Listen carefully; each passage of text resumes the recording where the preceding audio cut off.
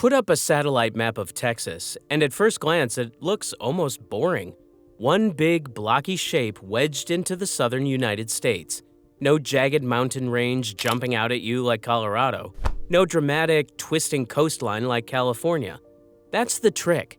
Zoom in, and that same boring shape breaks apart into deserts, swamps, limestone canyons, and 350 miles of coastline shallow enough to swallow a warship's landing craft before it ever reaches shore. It's a landscape so violently inconsistent that it has personally ended military campaigns for the Spanish Crown, the Mexican Army, and the United States government in 3 completely different centuries. In 1836, one general chased an army across this exact map for 6 straight weeks and never won a single fight. Then, he lost his entire force in 18 minutes flat, on ground he never actually bothered to read. Texas isn't hard to invade because of the people defending it. It's hard to invade because of what's actually printed on the map. Today, we're tracing exactly why, region by region. Let's get into it. Start with the raw size of the problem, because size is where every invasion plan has to begin. Texas covers roughly 268,600 square miles, which makes it larger than France, larger than Germany, and the United Kingdom combined, and bigger than every country in mainland Europe except Ukraine and Russia. But size by itself doesn't explain much. Plenty of large countries have fallen to smaller, faster invading forces throughout history. What actually makes Texas dangerous to move through isn't its total area. It's that this one enormous area isn't a single landscape at all. It's 4 or 5 almost entirely unrelated landscapes stitched together at the seams, each one demanding its own equipment, its own supply strategy, and its own set of mistakes waiting to be made by anyone who assumes the terrain will stay consistent for more than a few hundred miles. In the Far East, along the Louisiana border, Texas turns into dense pine forest and river bottom swamp known as the Piney Woods, anchored by the Big Thicket, a tangle of hardwood bottomland and bayous so thick in places that sunlight barely reaches the ground. Visibility can drop to a few dozen feet.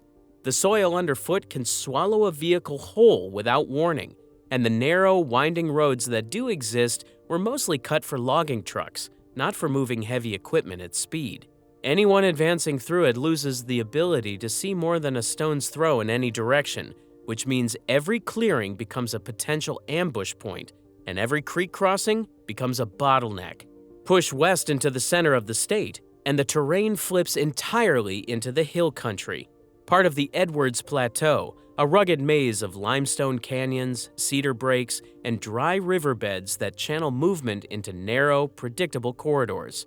The high ground here isn't dramatic in elevation, but it's constant, ridge after ridge after ridge, perfect for anyone waiting above a choke point and disastrous for anyone trying to move a column of vehicles through it in a hurry. Keep going west, and you hit the Chihuahuan Desert, where the Guadalupe Mountains rise straight out of the desert floor to Guadalupe Peak, the highest point in Texas, at 8,749 feet, and where Big Bend carves the Rio Grande through canyon walls more than 1,000 feet tall. Daytime heat here can pass 110 degrees in summer, while nighttime temperatures in the same 24 hours can drop near freezing, and the nearest reliable water source might be 40 miles away in any direction. Big Bend itself takes its name from the massive hairpin curve the Rio Grande carves through this desert, wrapping nearly 90 degrees around the Chisos Mountains, a volcanic range rising above the desert floor entirely inside the bend, meaning any force moving through the region has to contend with mountains, canyons, and river all folding back on each other within the same few dozen miles. Then swing south and east to the Gulf Coastal Plains, a soft, waterlogged landscape of marsh, tidal flats, and barrier islands where the ground shifts underfoot and floods with almost no warning during storm season. 4 dramatically different landscapes, 4 different ways to die of exposure, ambush, or exhaustion before ever reaching a real objective, and no single military doctrine works cleanly across all of them. A force built and trained to succeed in one of these regions is very often the exact force that fails catastrophically in the next one, 100 miles down the road. Push further north into the panhandle, and there's a fifth landscape entirely, the Llano Estacado, or Staked Plains, a vast, flat tableland so featureless that early Spanish explorers reportedly drove stakes into the ground just to navigate back the way they came. That flatness ends abruptly at the Cap Rock Escarpment, where the land drops several hundred feet in a matter of yards, carving out canyons like Palo Duro, the second largest canyon system in the United States, stretching around 120 miles long and up to 800 feet deep. From a distance, the Panhandle looks like the easiest terrain in the entire state to cross, open, flat, and seemingly empty, which is exactly what made it so dangerous for anyone unfamiliar with it. The openness offered no cover and no landmarks, and the sudden canyon drops could swallow an entire column of unprepared travelers who had no idea the ground was about to disappear in front of them. The coastline makes the problem worse before it makes it better for anyone approaching from the water. Texas has more than 350 miles of direct Gulf shoreline, but almost none of it offers what an invading navy actually needs to land troops in force. Padre Island, running along the southern coast, is the longest barrier island in the world, stretching 113 miles of narrow sand between the open Gulf and the shallow, muddy water of the Laguna Madre behind it. Galveston Island, further up the coast, does something similar on a smaller scale. These barrier islands were never built for landing craft. The water behind them is frequently only a few feet deep, unusable for anything heavier than a shallow draft boat, which means a real amphibious assault has almost nowhere to actually put a serious force ashore. The deepwater ports that do exist along the Texas coast, like the Houston Ship Channel, aren't natural harbors at all. They're entirely artificial, dredged by hand and machine over more than a century into a narrow, winding channel that any defender could choke off at a handful of predictable points. And that's before accounting for what the Gulf itself does to shipping on a seasonal basis. Texas sits inside both the Atlantic Hurricane Corridor and Tornado Alley at the same time, one of the only regions on the continent exposed to both of its most violent weather systems from two entirely different directions. In September 1900, a hurricane made landfall directly on Galveston Island with almost no warning by modern standards, killing an estimated 6,000 to 12,000 people and remaining the deadliest natural disaster in American history to this day. Any modern force timing a coastal landing has to thread a narrow seasonal window or risk losing ships and equipment to a storm system that can spin up over open water with only a few days of warning. Even the calmer stretches of coastline work against a large force rather than for it. The Gulf Intracoastal Waterway, a protected channel running behind the barrier islands from the Louisiana border down to the southern tip of Texas, was carved out specifically because the open Gulf side was too shallow and unpredictable for reliable large-scale shipping in the first place.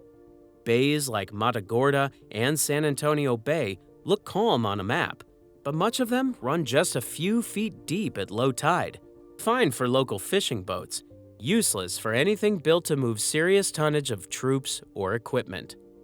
Long before any of this was called Texas, it was Comancheria, and for more than a century, that single fact did more to keep outside colonial powers out of the interior than any wall, fort, or standing army ever managed to.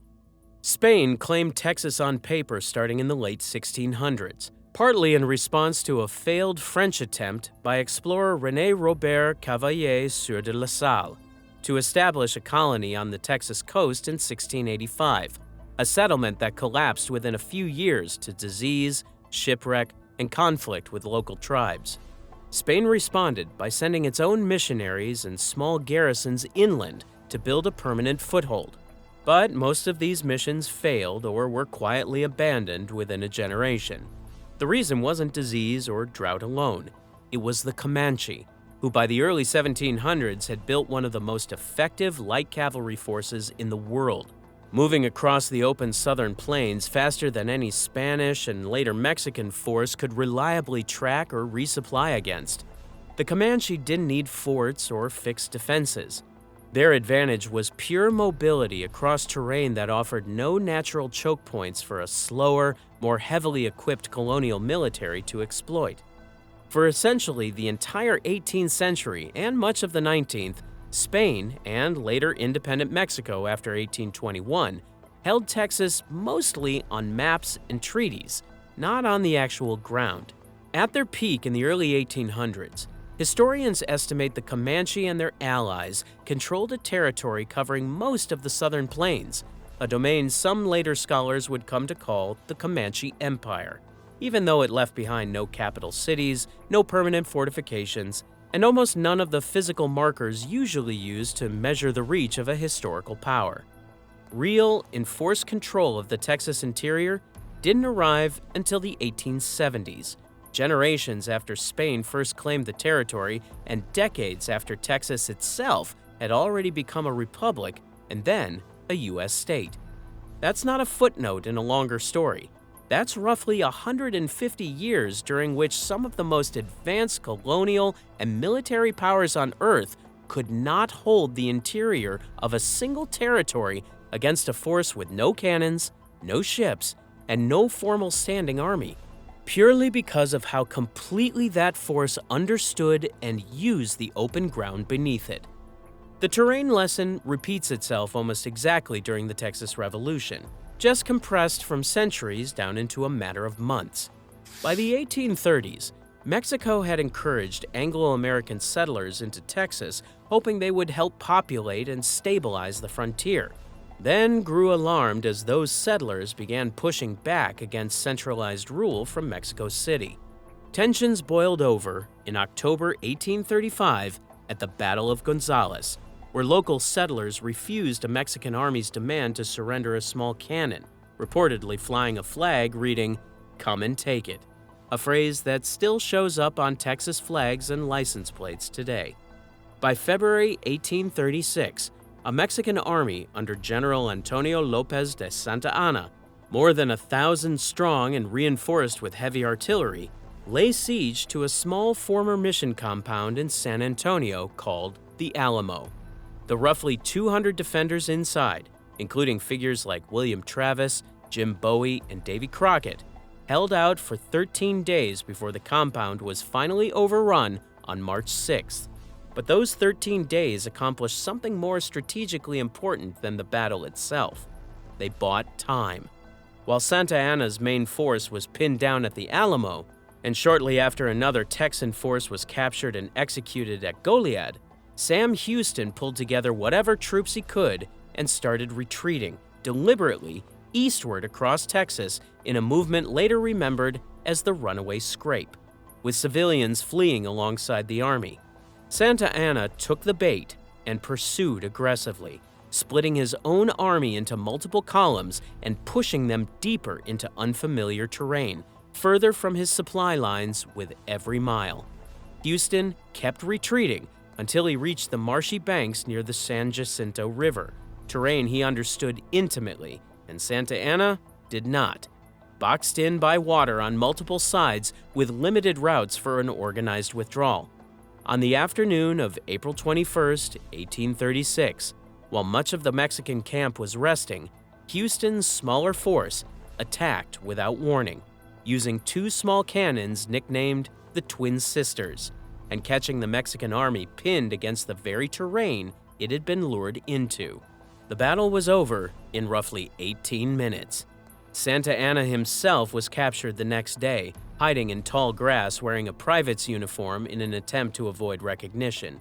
An empire's worth of training, artillery, and manpower lost to a force roughly half its size because the winning side understood the ground completely, and the losing side stopped paying attention to it at exactly the wrong moment. The lesson didn't stop there. Less than 3 decades later, during the Civil War, the Union made a deliberate push to occupy Texas, both to cut off Confederate supply routes through Mexico and to reassert federal authority in the westernmost Confederate state.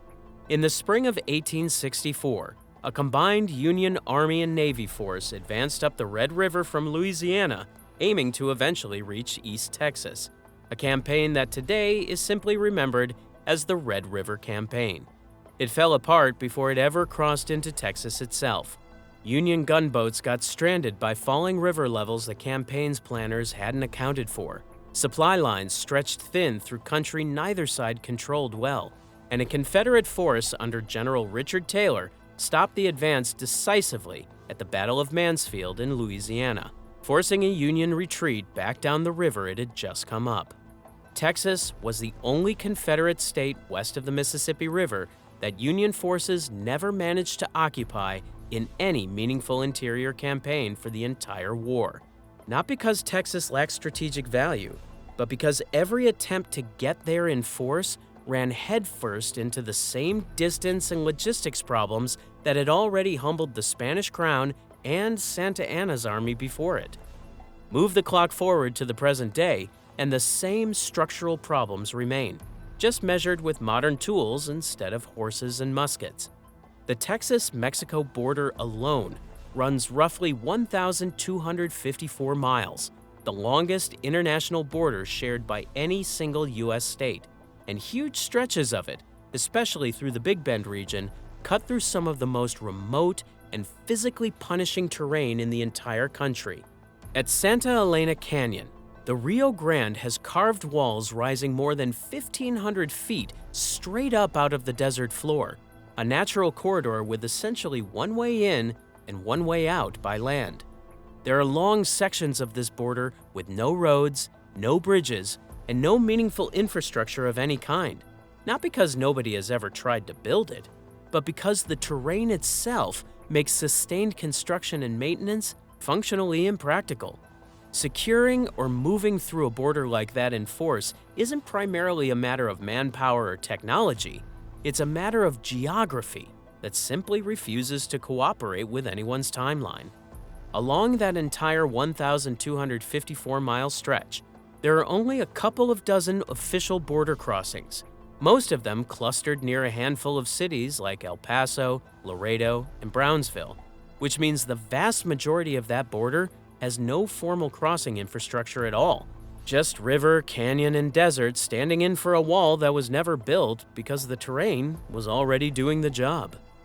Then there's the sheer distance problem once you're already inside the state, which is its own separate obstacle entirely.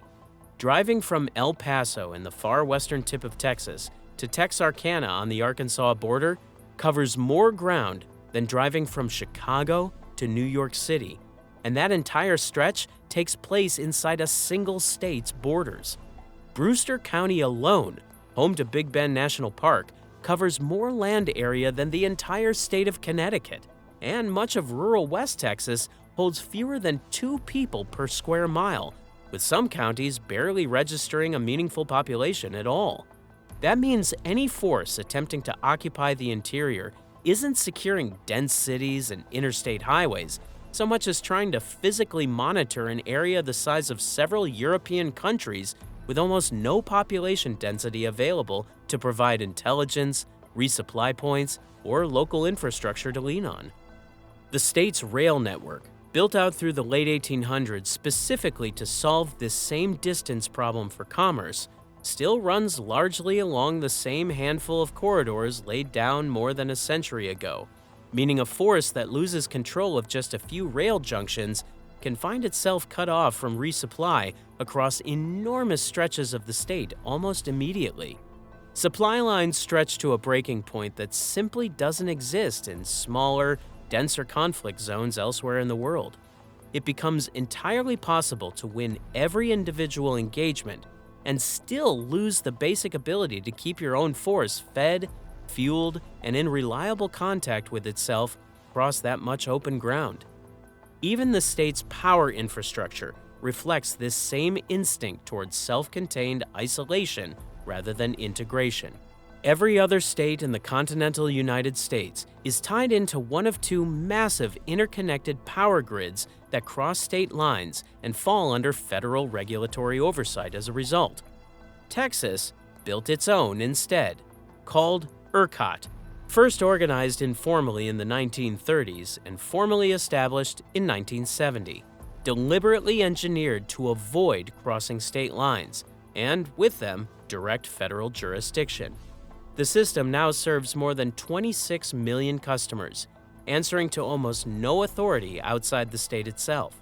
The practical effect is a power grid that isn't wired into the rest of the country's electrical backbone at all, a system built to stand entirely alone, for better and for worse. The devastating winter storm of February 2021 made the worst half of that trade-off brutally clear, when the isolated grid had no outside network to draw emergency power from, and the resulting blackouts contributed to more than 200 deaths statewide. But that same isolation cuts the other direction as well. There's no shared grid architecture linking Texas's power system to its neighbors that an outside actor could exploit to cascade failures inward from somewhere else. Whatever happens to the Texas grid has to happen to the Texas grid specifically, on its own terms. Even Texas's private land ownership adds a layer that most conventional invasion scenarios never have to account for elsewhere. Roughly 95% of all land in Texas is privately owned, one of the highest percentages of any state in the country, meaning huge stretches of the interior simply aren't public land that a military planner could assume access to by default.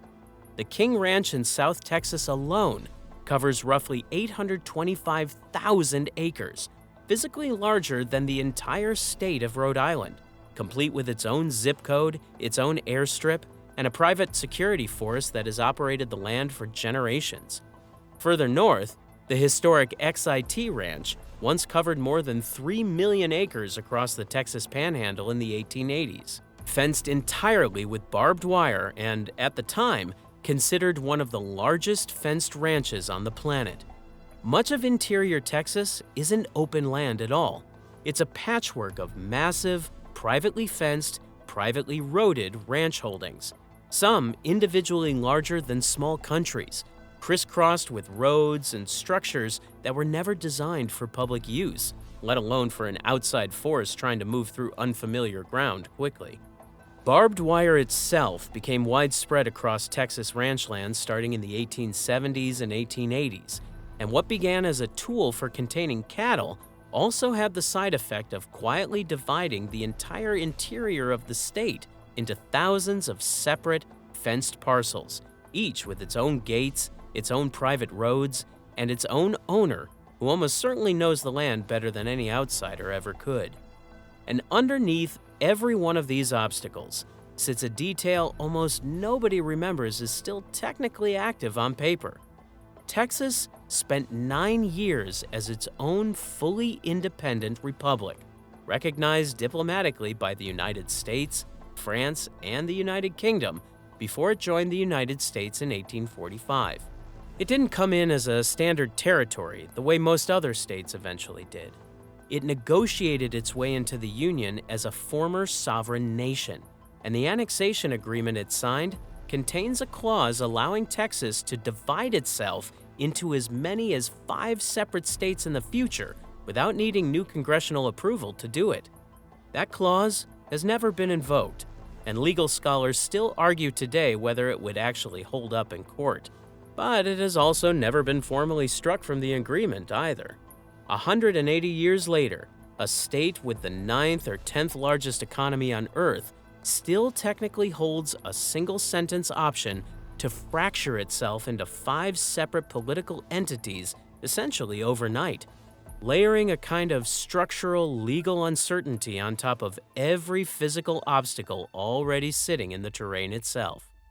On top of all this, Texas already hosts an unusually large concentration of trained military personnel and hardware inside its own borders, almost independent of any external conflict scenario. Fort Bliss, near El Paso, spans over 1,000 square miles and ranks among the largest military installations in the entire U.S. Army. Fort Cavazos, near Killeen in central Texas, is one of the largest active-duty armored posts in the country, historically home to entire armored divisions. Add in major installations like Joint Base San Antonio and Naval Air Station Corpus Christi along the coast, along with a network of smaller Air Force and Army posts scattered from the Panhandle down to the Rio Grande Valley. And the state that would need to be taken already contains a dense, distributed concentration of exactly the kind of defensive infrastructure that most invasion planning assumes has to be brought in from somewhere else entirely. That infrastructure isn't clustered in one vulnerable location either. It's spread across a landmass large enough that no single strike and no single advancing column could realistically threaten more than a fraction of it at once. None of this means Texas is literally untouchable. Weather windows can be timed with enough patience. Deserts can be crossed with enough logistical preparation. And no piece of land on Earth is truly impossible to move through given enough time, money, and resources thrown at the problem. But that's exactly the point buried underneath all of it. Every single advantage laid out here isn't a wall or a weapon in the traditional sense.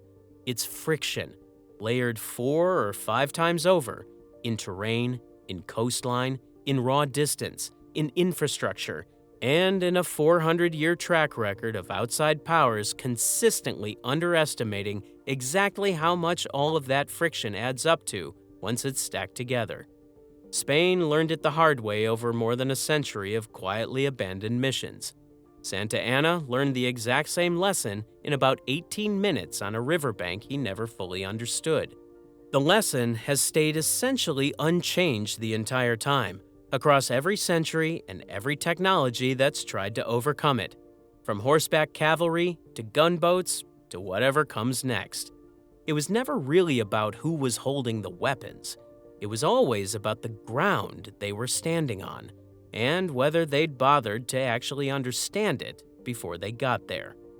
Every empire that has ever looked at a map of Texas and seen empty, unconquerable space has eventually discovered the same thing the hard way, that the space was never actually empty. It was just waiting to be understood by someone patient enough to read it correctly. And so far, almost nobody from the outside ever has. If you want the next one, subscribe, because there's a lot more of this country we haven't dug up yet.